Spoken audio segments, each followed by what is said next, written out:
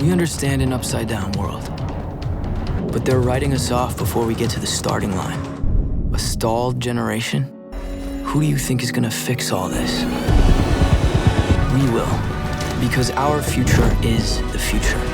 So we're going to build bridges and hospitals in a day and feed those left in the cold. We're going to do all this and more because we have an appointment with destiny. On to Division 1, number 1 seeded Mission Bay, number 2 seeded the end. Ouch.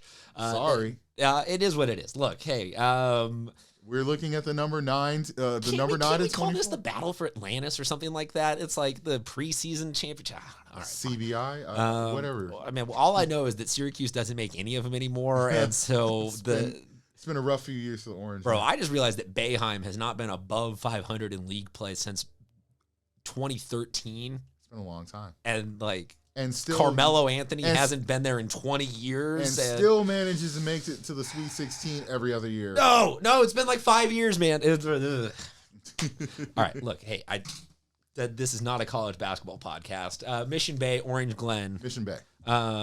Okay, deal. End of that one. No, but let me step back. Mission Bay, Del Norte, or the field? I would say Mission Bay. A lot of confidence in Del Norte. If they're not healthy, I would say the field the rest of the way. Can I share a funny experience about Angelo Gill, and we will hit the studio music here. He goes to sign the door, and I have anybody that's committed goes to sign the door, and he literally turns coach.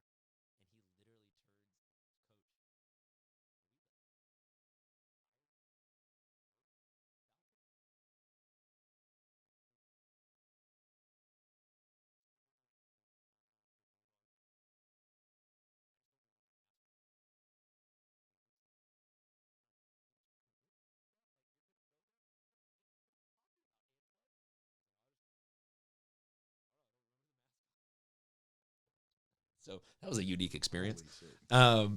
But okay, so you think that this is a crowded field, but you like Mission Bay over Orange Glen in that first one. So let's move down then to Poway, Bonita Vista. Interesting one. I'm going with Poway. I think Poway's had a really unsung season. They've broke in a new coach, and really like the energy that Coach CJ brought to that program was badly needed. I think that Coach Fisher had kind of reached a point where, he didn't have much left to give to that program. And sometimes coaches just need new. Yeah. Like it's not an insult to the coaching skills or capability of that school. It's just you've been there you can only be at a school sometimes for so long, and not everybody can be John Olive for 20 years. Yeah, I really like what he's been able to do there, though. And I just think that... So you like Poway over Bonita in this one? I'm picking Poway in this one. Okay. Next game, number 5, El Camino. Number 12, Sage Creek. El Camino as a 5 seed in D1 feels not adequately representative of the season that they had, because they were flirting with that top even 7. Like, they weren't just a OLI on the 10. Like, they were solidly in a couple of top 10 weeks of the voting early on in the year. Yeah. I think that they are I would like to see them versus Mission Bay in the semis type of team. Like, is how far I have them going. Your thoughts? I think they have a chance too, but that looming in that quarterfinals is a team that I really can't pick against these days. Well, that depends on whether or not Baz is going to wear sleeves to the game.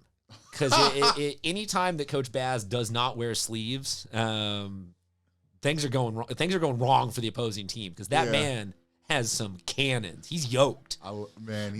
Coach Baz, top 10 sneaky yoked coaches in San Diego County. I mean, I don't know if it's sneaky. I think people know. Yeah, well, no, because he just kind of carries himself without the demeanor of, like, have you seen the cannons? Yeah. Because by the way, hit me with it. I called him CJ. Corey Clark. Coach Corey Clark is the head coach at Poway. I don't think anybody is going to correct you in the comment section here, but deal. I appreciate it. Okay, so you mentioned that San Diego is going to be in that potential round matchup next to them. They take on Calexico. You and I both can openly admit to our fans that are, like we've talked in the previous episodes, not necessarily long-term viewers of this show, but we are completely compromised in our biases. I am a La Jolla High alum and probably the bitterest, most emotionally unstable person when it comes to picking for my alma mater. And your son won 3 and went to 4? No, 1-3, made it to the quarterfinals in Division 1, but basically moved the team from Division 4 to Division 1 in 4 years. Basically, if they had the budget to build a statue for one player at San Diego High School, it would be very hard to convince anybody that it would be any athlete other than AJ, which apparently stands for Aaron Jr. Yes. Who knew that parents did that? Aaron Jr. Yep. Still confused. Proud, you know. But okay, so let's talk seriously though. Calexico and San Diego. I'm assuming you like San Diego here. They were a team that was an unfortunate recipient of injuries and having to play Saints, and like they took a couple L's that in the scorebook you look at it like, okay, that's 20-point different, but then you dig a little deeper, you're like, all right, whatever. Like in the playoffs. I'll say this. What will you say? They handled Santa Fe Christian. They handled Del Norte. This is a team, and then they went to Beverly Hills at the Beverly Hills tournament, which is perennially a tough tournament, and they went 2-1, I believe, there, and then they went to the Damien Classic with like 5 players and brought up like 3 freshmen and split even, went 2-2 there. Like for them to not get, and then for a long time, they were hovering in the open division. For more than half the season, they were ranked in the open division. I believe that they got votes even on the final top 10 of the year still, after all they got. After all that. I mean, I think there was a large group of people who just overlooked completely what they were doing because they lost to Saints twice badly. And it's like, no. Well, if you and I will openly admit to, like I've said in previous episodes, not everybody knows everything other than that, man. But if you look at who votes on that top 10 for the Union Tribune, it's not the most well-educated group of 19 pundits that have ever existed to vote for anything. Touché. So yeah, Torrey was a top 5 team until like everybody finally had to be talked into. Or until they finally saw, like, it's one of those things where, okay. Look, this was not a Finn O'Sullivan, Jake Gillian. Like, this was not a traditional Tory team. And I don't mean that as an insult. I mean that as Chris Howland walking well, and I mean that as a compliment retroactively to the other teams of those were actually what a top 5 Tory team looks like. I like San Diego versus Calexico. Deal. Can I say sub note? Yeah. Bryce Pope. Having a great pickup by UCSD. Yeah. Yes. Love it. Yep. All right, so you like San Diego over Hoover. Let's go to San Diego over Calexico. Let's go to the next bracket side. We got Hoover and Mission Hills. Mission Hills is the 6. Hoover is the 11. At the D1 bracket, once you get past that 10 seed, you're talking about overall like the 18th, 19th, and 20th teams in D1. So I'm assuming you like the higher seeds for most of these games, but you have a little bit of a furrowed brow there. What do we got here with Hoover? I'm picking Hoover. I think Mission Hills is just, they've been decimated with injuries. I mean, Coach's son, CJ Hoffmeister, out for the season with broken hand. They've had guys just like Brad McLaughlin, Trey Vergens in and out of the lineup with injuries. And I think that Hoover has been a team that for most of the season underperformed, given what they've have, at their disposal physically. But I think that game against Otay Ranch at Battle of the Bay was a really good glimpse of what they can do when guys are healthy, accounted for, and everyone's there. Plus, they get the boost of getting Xavier Williams back for the playoffs, who's, was their 3rd leading scorer through most of the season, had some knee problems. I think that these are 2 teams that are kind of trending in different directions, and I think Hoover might be able to snare an upset. I love an upset. So do I. I love an upset. Talk to me. I don't like going chalk all the time, man. It's not fun. Never. Let's see. Next game we've got is Patrick Henry and La Jolla Country Day. Chalk. Yes. Feel that is why we are the best show. Just as we're talking about it. No, Country Day is part of that field that is very competitive here, and I think you could open this up to like 6 or 7 teams that aren't Mission Bay or Del Norte. Yeah, it's crazy. All right, so you like Country Day. We will leave it at that. Number 10, San Marcos. Number 7, Cathedral Catholic. This is not the Roll Dawns of previous years. This is a San Marcos technical upset that I think is about to happen. I could see it. I think it's going to be a very close one. I think I'm picking Cathedral just because I think that they should have enough physically to overcome them. But this San Marcos team is the team of the future. They everyone will be back next year with the exception of Zane Goldman and Keo Harris. But everyone else that has contributed to them will be back. So they will be pretty good again next year.